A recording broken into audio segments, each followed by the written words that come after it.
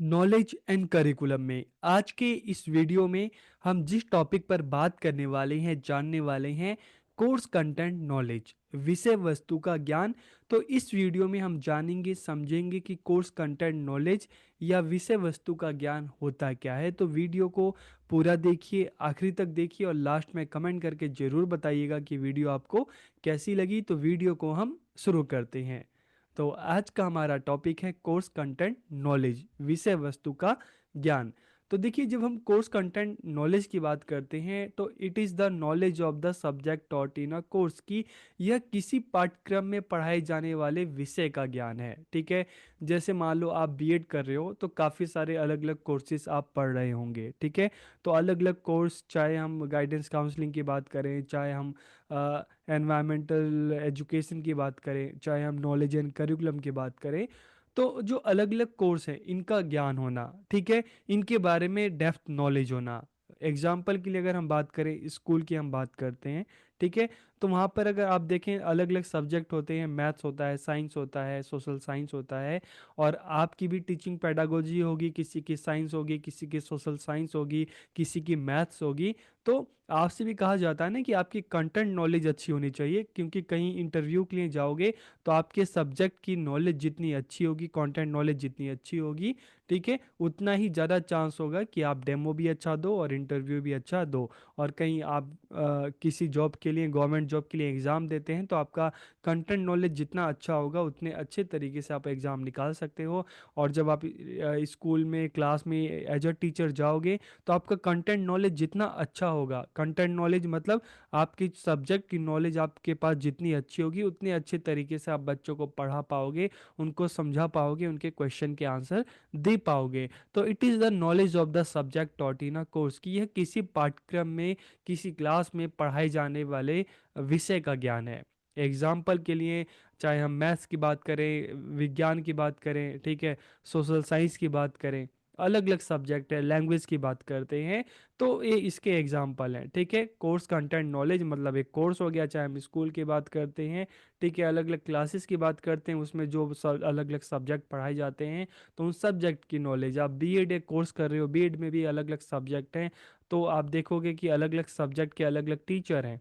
ठीक है, और उन टीचर से उम्मीद की जाती है कि आपका जो कोर्स है, आपका जो सब्जेक्ट है, उसकी कंटेंट नॉलेज आपके पास अच्छी होगी, तभी तो वो उस सब्जेक्ट के टीचर हैं। ठीक है, तो it is the knowledge of the subject taught in a course की है किसी पाठ्यक्रम में पढ़ाई जाने वाले विषय का ज्ञान है।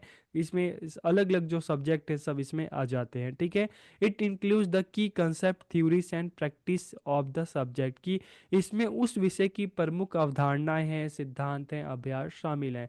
हम जैसे अगर सोशल साइंस पढ़ते हैं, ठीक है, तो इसमें चाहे हम एंशेंट इंडियन हिस्ट्री को लें, मेडिवल को लें, मॉडर्न इंडियन हिस्ट्री को लें, ठीक है, तो अलग अलग हम देखते हैं कि अलग अलग इसमें भी स्टेजेस हैं। ठीक है, और उनको किस तरह से बच्चों को प्रैक्टिस करवाई जाती है, बच्चे उसको याद करते हैं, बच्चे को अलग अलग प्रोजेक्ट दिया जाते हैं, असाइनमेंट दिया जाता है, ठीक है, बच्चे को विजिट कराई जाती है।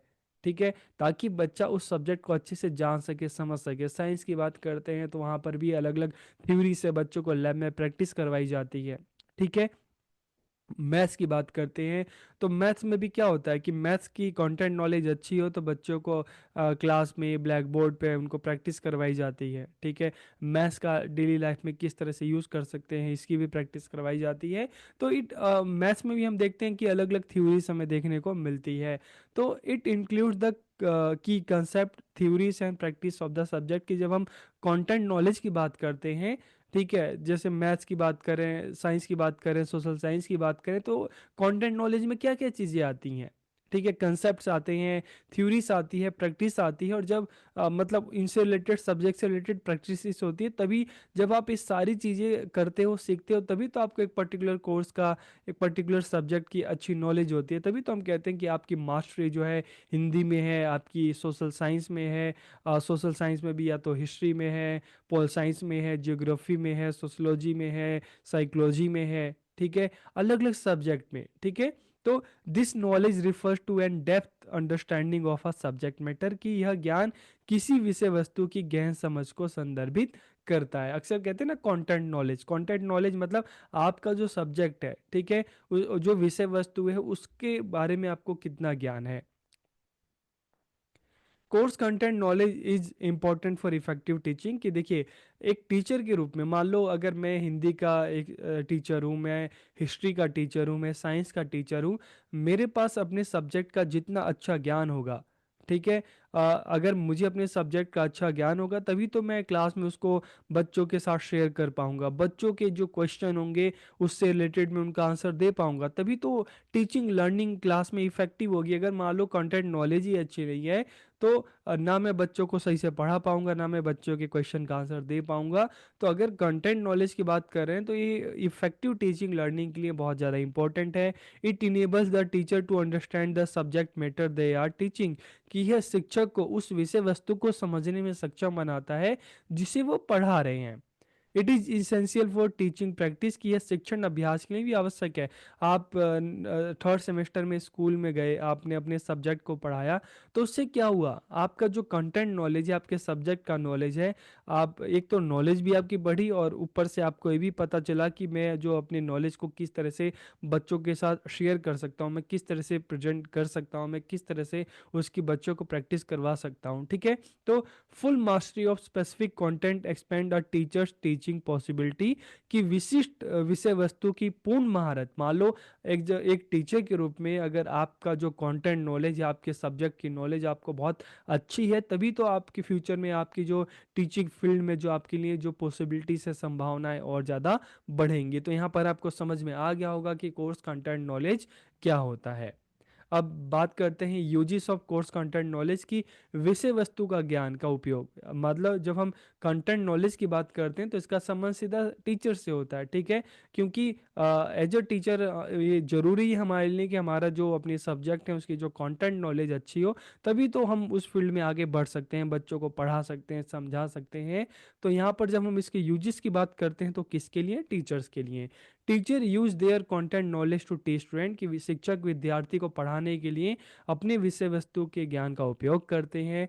Teacher use it to develop effective teaching learning strategy. की शिक्षक इसका उपयोग प्रभावी शिक्षण अधिगम रणनीति को विकसित करने के लिए करते हैं। कि मान लो मैं आपको नॉलेज इन करिकुलम पढ़ा रहा हूँ, तो ठीक है, मुझे भी ये चीज़ देखना है ना कि सिर्फ पढ़ाना नहीं है, ये देखना है कि जो इसमें अलग अलग जो टॉपिक हैं, ठीक है, उसको किस तरह से मैं तैयार करूंगा, किस तरह से आप सबके सामने मैं प्रेजेंट करूंगा, किस तरह से मैं आप सबको सिखा पाऊंगा, ठीक है, कितने टाइम में मुझे सिखाना है, इनमें से क्या क्या क्वेश्चन है जो मैं आपको दे सकता हूँ, क्या क्या असाइनमेंट है मैं आपको दे सकता हूँ, क्या चीज़ें मुझे पढ़ानी है और कौन सी चीज़ें हैं जो मैं आपसे प्रैक्टिस करवा सकता हूँ। तो teacher use it to develop effective teaching learning strategy. की शिक्षक इसका उपयोग प्रभावी शिक्षण अधिगम रणनीति विकसित करने के लिए करते हैं। And teacher use it to considered how student can understand the content. की शिक्षक इसका उपयोग यह विचार करने के लिए भी करते हैं कि मान लो मुझे जो अपने सब्जेक्ट की नॉलेज है, ठीक है, मैं किस तरह से इसको बच्चों को अच्छे से समझा सकता हूँ, किस तरह से बच्चों के सामने मैं प्रेजेंट करूँ, मैं ब्लैक बोर्ड के थ्रू करूँ, ठीक है, मैं मॉडल के थ्रू करूँ, मैं स्मार्ट बोर्ड है उसके थ्रू करूँ, या मैं बच्चों को इसमें इन्वॉल्व करूँ। तो शिक्षक इसका उपयोग या विचार करने के लिए करते हैं कि वे विद्यार्थी जो विषय वस्तु को किस तरह से समझ सकते हैं, किस तरह से वो बच्चों को समझा सकते हैं। अब हम बात करते हैं क्राइटेरियन ऑफ सिलेक्शन की। इस तरह के जो कंटेंट नॉलेज होते हैं, अलग अलग सब्जेक्ट होते हैं, ठीक है, उसमें अलग अलग सब्जेक्ट में जो टॉपिक डाले जाते हैं, तो इनका किस तरह से सिलेक्शन किया जाता है, ठीक है।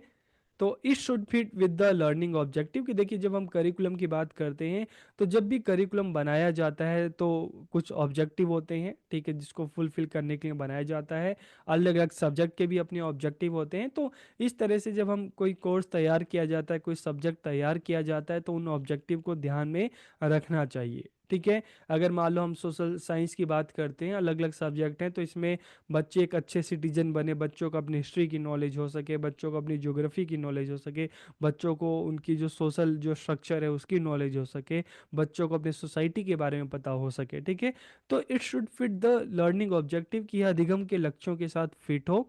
और the topic should be important. कि जो भी मान लो अलग अलग सब्जेक्ट है उसमें जो भी कंटेंट डाला जाए, जो भी टॉपिक डाले जाए, वो बच्चों के लिए महत्वपूर्ण हो, ठीक है, उसके यूजेस हों, ठीक है। It should be based on और रिलेटेड टू रिसर्च, की जो भी कंटेंट होने चाहिए, जो भी टॉपिक होने चाहिए, जो भी सामग्री मटेरियल डाला जाए, उसका जो बेस है रिसर्च होना चाहिए। ठीक है, तभी तो सही नॉलेज बच्चों तक पहुंचेगी। It should appeal to student interest, की विद्यार्थियों की रुचि को आकर्षित करे। मतलब इस तरह का कंटेंट होना चाहिए, इस तरह के टॉपिक्स होने चाहिए।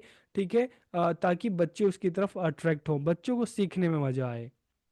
It should relate to student prior knowledge, की विद्यार्थियों के पूर्व ज्ञान के साथ संबंधित हो। अगर जो भी कोर्स होगा, ठीक है, जो भी मान लो हिस्ट्री है, इसमें जो अलग अलग टॉपिक्स होते हैं, ठीक है, साइंस में जो टॉपिक हैं, तो अगर वो बच्चा क्लास में जब आप उनको पढ़ाओगे, तो अगर बच्चा उसको खुद से रिलेट कर पाएगा, तभी तो बच्चा उसको सीखने के लिए आकर्षित होगा, तभी तो प्रयास करेगा। It should encourage further study, की आगे के अध्ययन के लिए प्रोत्साहित करे। इस तरह का होना चाहिए। जैसे हमने बात की कि वैलिड होना चाहिए और यूज़फुल होना चाहिए, तभी बच्चा उसको खुशी खुशी सीख सकता है। It should be relevant to current situation, की वर्तमान स्थितियों के लिए प्रासंगिक हो, कि आप जो पढ़ रहे हैं, जो बच्चों को आप पढ़ा रहे हो, बच्चा उसको अपनी लाइफ में उसको यूज़ कर सके। ठीक है, तो क्या है ये, इसके कुछ क्राइटेरिया हैं सिलेक्शन की, जो जो कोर्स कंटेंट जो सेलेक्ट किया जाता है, तो उसके कुछ क्राइटेरिया है। ठीक है, अब ऑर्गेनाइजेशन ऑफ कंटेंट की विषय वस्तु का संगठन किस तरह से किया जाए, तो आप कोई भी सब्जेक्ट देखोगे, तो उसमें क्या होता है, the content should be topic wise, की मान लो हिस्ट्री है, आप 6th क्लास की हिस्ट्री पढ़ रहे हो, तो उसमें जो भी टॉपिक, जो भी मान लो मैटर होता है, ठीक है, जो भी टॉपिक होते हैं, तो आपको चैप्टर वाइज मिलते हैं। ठीक है, तो जो कंटेंट होना चाहिए, जो content should be topic wise, की टॉपिक वाइज होना चाहिए, जैसे चैप्टर 1 2 3 पर्टिकुलर सब्जेक्ट में। ठीक है, और the content should be chronological, की विषय कालानुक्रमिक होना चाहिए। जैसे आप हिस्ट्री के बारे में पढ़ते हो, ठीक है, तो मान लो अब एंशियंट हिस्ट्री के बारे में पढ़ रहे हो, प्राचीन भारत के बारे में पढ़ रहे हो, तो ऐसा तो नहीं होगा ना कि एंशियंट हिस्ट्री के बारे में पढ़ रहे हो तो आपको पहले सबसे पहले मुगल्स के बारे में पढ़ाया जाएगा। ठीक है, और खैर मुगल जो आता है मेडिवल में आ जाता है, तो उसको हटा देते हैं। मान लो एंशियंट हिस्ट्री में पढ़ रहे हो, तो ऐसा तो नहीं है ना कि आपको सबसे पहले गुप्त एम्पायर के बारे में पढ़ाए, फिर मौर्य के बारे में पढ़ाए, फिर धीरे धीरे आपको और पीछे की तरफ जो पैथोलिक पीरियड था उसमें जाओ, ऐसा नहीं होगा। इसमें क्या होगा, स्टार्टिंग जो होगी, स्टार्टिंग जैसे कालानुक्रमिक की हम बात करते हैं, क्रोनोलॉजिकल की बात करें, तो सबसे पहले जो इवेंट पहले हो चुका है, ठीक है, तो पीछे से आगे की तरफ मतलब बताया जाए, तो एक काल जो क्रम होता है उसके आधार पे बताया जाए। जैसे ओवरऑल हम हिस्ट्री पढ़ते हैं, तो पहले एंशियंट पढ़ते हैं, ठीक है, और उसके बाद मेडिवल पढ़ते हैं, फिर मॉडर्न पढ़ते हैं। ऐसा तो नहीं होता ना, पहले मॉडर्न पढ़ रहे हैं, फिर मेडिवल, फिर एंशियंट। तो एक कालानुक्रमिक होना चाहिए, क्रोनोलॉजिकल एक सीक्वेंस में होना चाहिए। सबसे पहले पहले के इवेंट होने चाहिए, फिर धीरे धीरे आगे बढ़ते रहना चाहिए, इस तरह का होना चाहिए। तभी तो बच्चों को पहले एंशियंट पढ़ाते हैं, फिर मेडिवल पढ़ाते हैं, उसके बाद मॉडर्न पढ़ाते हैं। और the content should present various event और इशू, की जो भी अलग अलग सब्जेक्ट बच्चों को पढ़ाए जाएं, टॉपिक जो बच्चों को पढ़ाए जाएं, तो उसमें उससे रिलेटेड जो अलग अलग घटनाएं होनी चाहिए, अलग अलग मुद्दे होने चाहिए, उससे रिलेटेड क्वेश्चन आंसर, सारी चीज़ें इसमें होनी चाहिए। तभी तो बच्चा उस जो सब्जेक्ट है उसमें इंटरेस्ट लेगा, उसको जानने के लिए बच्चों में क्यूरियोसिटी होगी। ठीक है, जैसे साइंस को बच्चों को पढ़ाया जाता है, तो अलग अलग इन्वेंशंस के बारे में पढ़ाया जाता है। ठीक है, सोशल साइंस बच्चों को पढ़ाया जाता है, तो अलग अलग जो इसमें सब्जेक्ट है, हिस्ट्री है, तो इसमें क्या पढ़ाया जाता है बच्चों को, कि अलग अलग जो घटनाएं हुई हैं, इवेंट्स हुए हैं, ठीक है, वॉर हुए हैं, या नए जो प्राचीन काल में जो नई नई चीज़ें होती थी, उनके बारे में बच्चों को पढ़ाया जाता है, बताया जाता है। तो the content should present various event और issue, and the content revisit major topics with new information, की विषय वस्तु में देखिए, जब इस तरह के कंटेंट डाला जाए, तो टाइम के साथ उसमें चेंजेस होते रहना चाहिए, तभी बच्चों को धीरे धीरे जो नॉलेज होगी वो मॉडिफाई होगी। ठीक है, जो इवेंट अगर मान लो अब जिसकी ज़रूरत नहीं है, तो उसके जगह दूसरे इवेंट को भी डालना चाहिए। इसलिए तो देखते हैं कई बार जब चीज़ें बदलती हैं, ठीक है, तो सेम सब्जेक्ट में क्या है, टॉपिक भी बदल जाते हैं, चैप्टर भी बदल जाते हैं, नए कंटेंट भी आ जाते हैं। तो the content revisit major topics with new information, की विषय वस्तु में नई जानकारी के साथ प्रमुख विषयों पर फिर से विचार किया जाना चाहिए, मतलब मॉडिफिकेशन इसमें होते रहना चाहिए। ठीक है, तो इस तरह से कोई भी हम कंटेंट देखते हैं, कोई भी सब्जेक्ट देते हैं, उसको ऑर्गेनाइज किया जाता है। ठीक है। तो आज के इस वीडियो में हमने कोर्स कंटेंट नॉलेज की बात की। तो वीडियो आपको कैसा लगा कमेंट करके जरूर बताइए। आप सबका बहुत बहुत